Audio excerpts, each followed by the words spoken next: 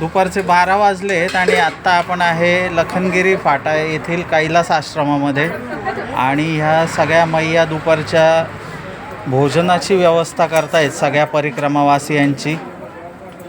काही जणी पोळ्या लाटतायत, काही जणी पोळ्या भाजायचं काम करतायत. तिकडे भाजी तयार होती आहे.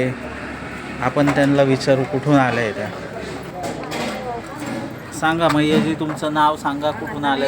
गीता विठ्ठल चौगुले, जांभारी, तालुका जिल्हा रत्नागिरी. किती तारखेला तुम्ही निघाल्या? 3 तारखेला आम्ही निघालो ओंकारेश्वर. ठीक. नर्मदे वाटायचं काम करताय, इकडे पोळी भाजण्याचं काम चालू आहे. तुमचं नाव काय मैयाजी? माझं नाव शोभा तायडे. कुठून आलात आपण? मी मुंबई कल्याण. किती तारखेला तुम्ही परिक्रमा उचलली? 3 तारखेला आम्ही परिक्रमा. ठीक. नर्मदे.